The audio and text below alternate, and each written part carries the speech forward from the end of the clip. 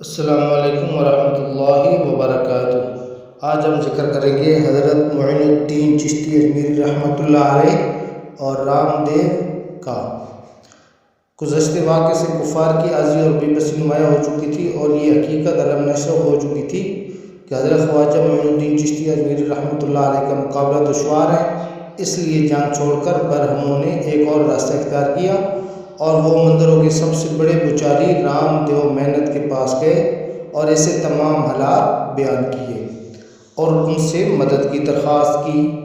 رام دیو نے ساری کہانی سن کر بڑی دیر تامل کے بعد کہا کہ یہ فقیر بڑا صاحب کمال اور پہنچا ہوا ہے اور میں اس کا مقابلہ نہیں کر سکتا۔ رام دیو سحر و ساحری کا بھی استاد تھا۔ اس نے کہا ہاں البتہ اس فقیر کا مقابلہ سحر و ساحری سے ممکن ہے، یعنی جادوگری سے، کیونکہ وہ جو رام دیو تھا ہندوؤں کا مندروں کا وہ جو بچاری تھا وہ جادوگری بھی جانتا تھا۔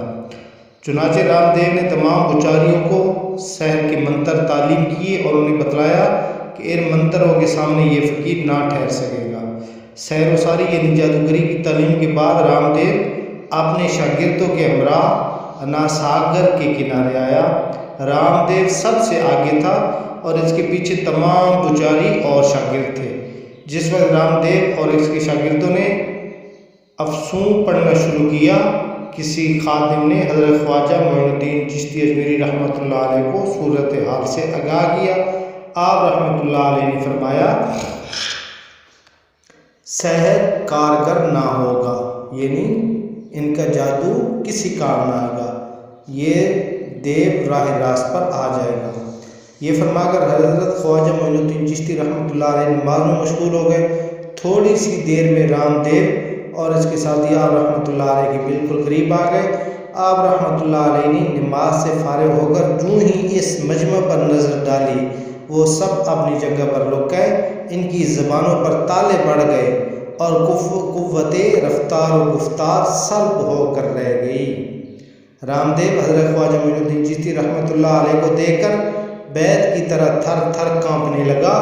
وہ اپنی زبان سے رام رام کہنا چاہتا تھا مگر زبان سے رحیم رحیم نکلتا تھا۔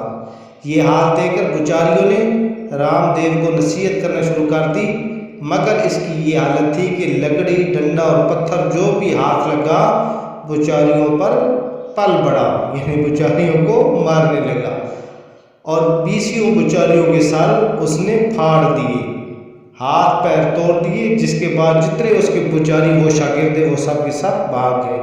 حضرت خواجہ معین الدین چشتی رحمۃ اللہ علیہ نے ایک خادم کے ہاتھ پیالہ پانی سے بھرا رام دیو کے پاس پہنچا۔ رام دیو بشوق تمام پانی پی گیا۔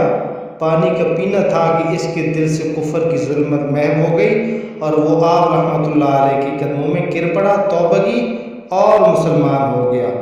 رام دیو کے مسلمان ہونے سے آپ رحمۃ اللہ علیہ بہت خوش ہوئے اور اس کا نام شادی دیو رکھا، اسلامی نام۔ اس کے بعد جیب پال جوکی، اس کا قصہ یہ انشاءاللہ ہم نیکسٹ ویڈیو میں بیان کریں گے۔ جب تک جڑے رہے ہماری ویڈیو کے ساتھ۔ اگر ہماری ویڈیو اچھی لگے تو پلیز لائک کر دینا اور اگر آپ نے ہمارے چینل کو سبسکرائب نہیں کیا تو سبسکرائب کر دینا تاکہ اسی طرح کی ہر نئی آنے والی ویڈیو آپ تک پہنچتی رہے۔